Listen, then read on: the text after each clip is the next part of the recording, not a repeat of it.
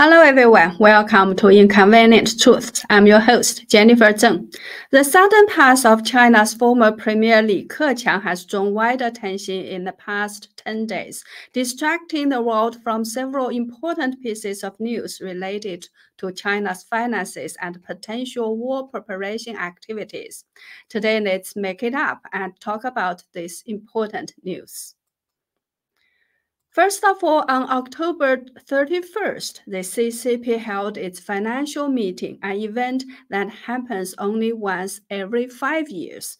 This meeting was supposed to take place in 2022, but was postponed for a year. The reason?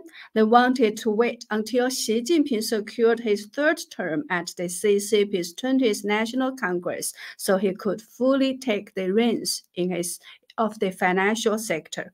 In other words, Xi Jinping is tightening his grip on the financial industry, taking matters into his own hands. Ever since the beginning of the pandemic, when Xi Jinping told the visiting Director General of the World Health Organization, Dr. Tedros, that he was personally arranging and personally directing China's pandemic response, people have been scared whenever they hear Xi is personally arranging and personally directing something. They feel frightened that he's going to mess up another big thing. So now he's set to personally manage China's financial markets, and that too got experts worried. Some Chinese observers believe that Xi Jinping's push for centralization of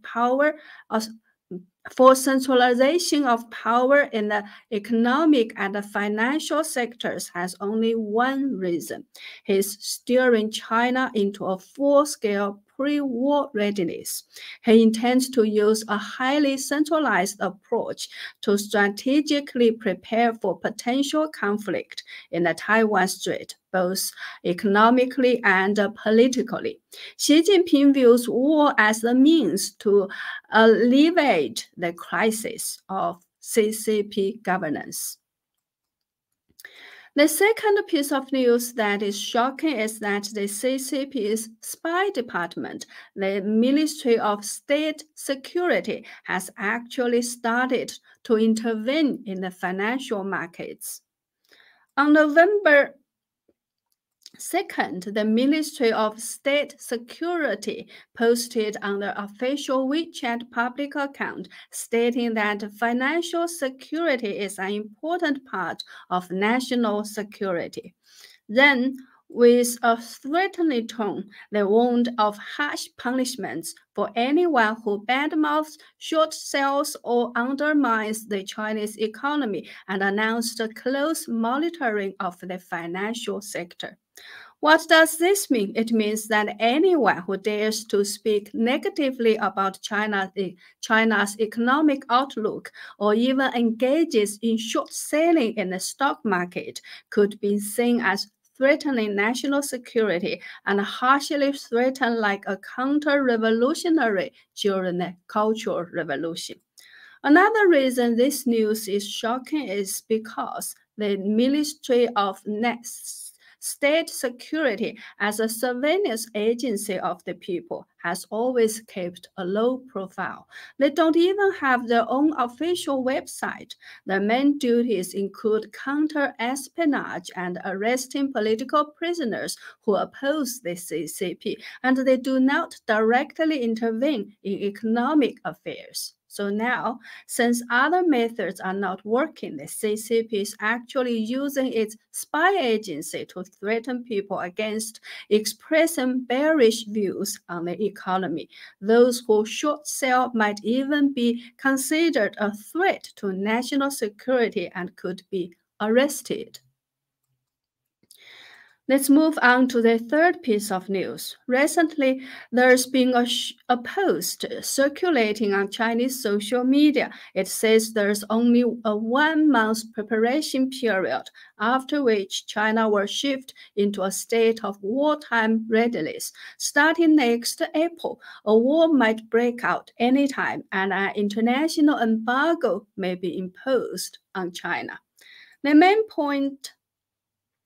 The The main points of the post are the Chinese government will begin transitioning to a state of wartime preparedness at the end of November. So there's only 1 month to prepare for this. After that, regular transportation and movement of people will be interrupted, and most government activities will come to a halt. In general, after that point, there will be no more chances for moving to another city. The transitioning process will last for about a quarter, and in April next year, when the sea conditions are suitable, the complete version of wartime military mobilization will occur. It will be in a stage where actions could commence at any time. Beyond that point, it might become increasingly difficult to obtain certain supplies or goods. However, this time it won't only be an internal issue related to Taiwan. As soon as Taiwan starts to react, it will trigger a coordinated response from the US and Japan, and this will be stage 2, which is the actual World War III. China's opponent will be the US military fleet stationed in Japan. The Post also vaguely hinted that during this period of time, China will be hit with missiles and rockets, so people living in the following 5 areas will be exposed to danger. 1. Coastal areas. 2. Areas with important military facilities, including factories, warehouses, and ports. 3. Areas with low altitude. 4. Areas with important historic sites. 5. Areas with no internet centers. The Post suggested that people living in cities meeting all the 5 criteria should relocate to safer areas within this 1-month window before the end of November. If it's not possible to relocate, they should make thorough preparations. Consider preparing a survival kit similar to what long-term outdoor climbers use to cope with situations involving water, power, internet, air, and heating supply disruptions. Additionally, young people who grew up during the war can join the military or military-related industries. During the war, personnel in military-related fields will receive supplies before others do. China's confrontation with the US and Japan at stage 2 is expected to end by 2030 because China's stock of ships is only enough for 5 days at most. There must be a result within 5 years from the start of the embargo. After international embargoes are imposed on China, we will face supply shortages in some regions, as some transportation system and infrastructure will be destroyed. During this stage, basic self-defense items are necessary, and it's best to have some stored food and medicine with a long shelf life. However, the money you have now won't buy you any food then, so it's crucial to have a safe place and store items that can last for 10 years. Rice won't be good enough. Only sealed oatmeal and beans can last for more than 10 years. Also, consider special long-lasting canned meats and hard candy, honey, and sugar. Additionally, it's essential to have self-defense capabilities or be in organizations with resources. The Post then said the chaos won't last too long and we will enter a new order. Leveraging our industrial foundation, we will be the fastest to recover all capabilities in a world where all major players are severely weakened. We will be stronger than before, truly replacing the US as the main protagonist of the new era. Everyone should firmly believe in this and strive to live to see that day, contribute their efforts, and witness the moment we rise to the top again, truly ascending to glory.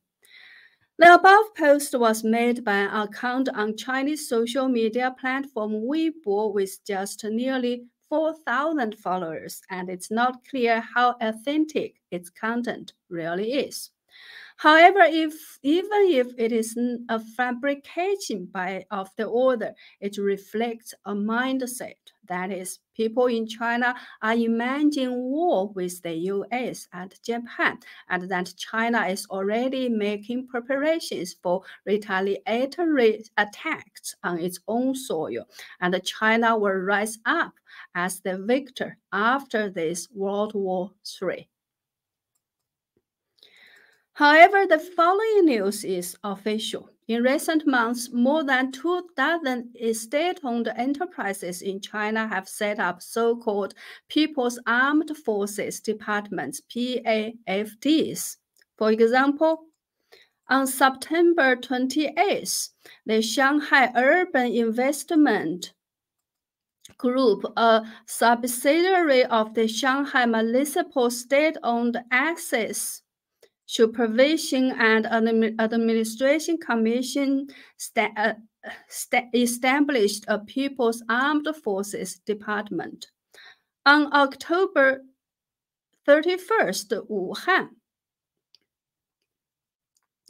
Agricultural Group set up a People's Armed Forces Department. On August 1st, a PAFD was established at the Water Group, Transportation Investment Group, and the Construction Investment Group in Huizhou City in Guangdong Province. On June 16th, Jiangsu Nantong Hai'an City Construction Group set up a People's Armed Forces Department, and so on.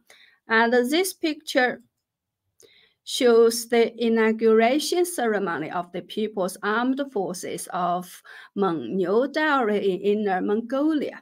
Such a high level of activity has caught the attention of the outside world. According to official propaganda, the establishment of People's Armed Forces Departments marks a new milestone in the party's leadership over the armed forces in the new era and is set to further promote the development of national defense reserves.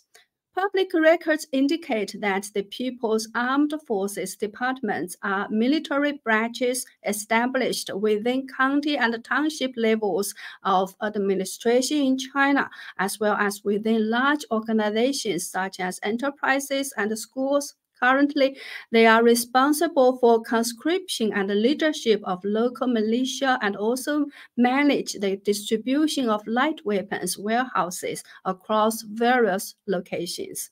In border counties, the PAFDs may also need border defense battalions and companies which are active units of the People's Liberation Army. The PAFDs have a strong reserve and wartime mobilization character. During wartime, the PAFDs disperses across different areas, organizations, and institutions would immediately serve as points of contact and command for all mobilization. At all levels, the People's Armed Forces Departments are subject to dual leadership from the local CCP committees or the CCP committees of enterprises and institutions, as well as from the superior military institutions. Following the principle of the party controlling the armed forces, the PAFDs function as military bodies for the corresponding local party committees or party committees of enterprises and institutions. The year after the establishment of the People's Republic of China, starting from June 1950, the CCP began setting up PAFDs from the level of the Central Military Commission down to local district governments. From 1961, they also started establishing PAFDs in major factories, mines, and institutions of higher education. Later, with the CCP's focus shifting toward economic development, the visibility of the PAFDs gradually diminished until their recent resurgence. So why has there been a recent concentrated effort to establish People's Armed Forces Departments?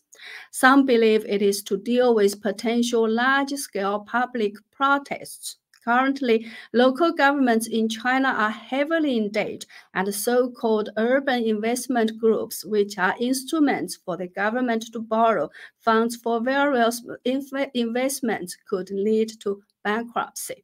If the government fails to repay the borrowed money from the public, large-scale protests may erupt. Hence, the CCP is preparing in advance for any potential public protests that may occur in the future. Some commentators believe that the PAFDs are meant to use armed forces to fight against disloyal elements within.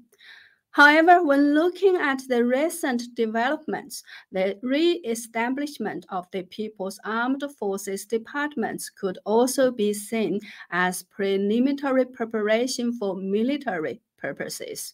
Should war break out, the PAFDs could immediately serve as conscription agencies, even turning employees of state-owned enterprises directly into regular troops or militia forces to be deployed in warfare.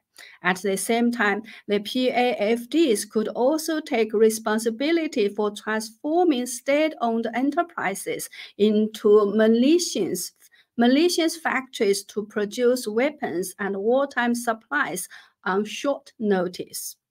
The CCP has long emphasized the concept of military-civil fusion, suggesting that in the event of war, factories that usually produce civilian products could quickly be converted into large-scale military manufacturers.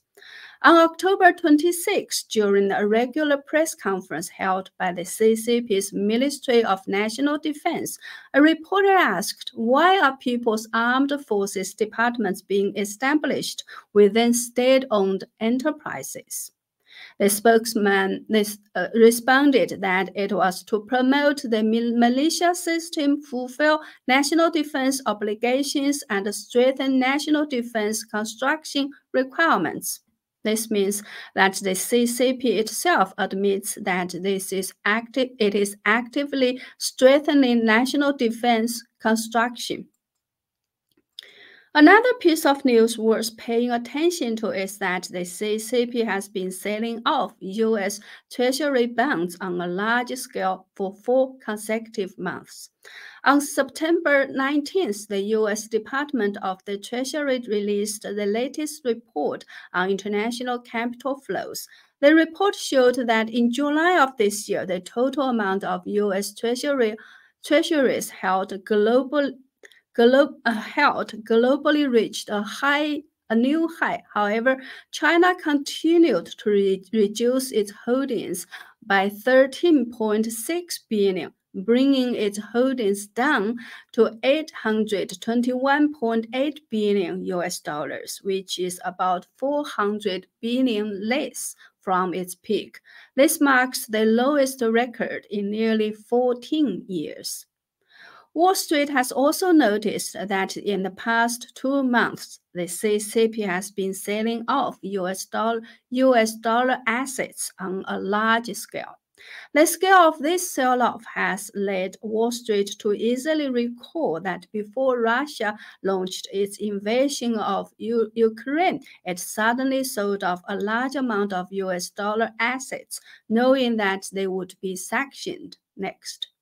So, is the CCP's sell-off of U.S. treasuries also related to war preparations? In short, in this ever-changing era, anything is possible, so we can only pay attention to news from various sources to make the right judgment.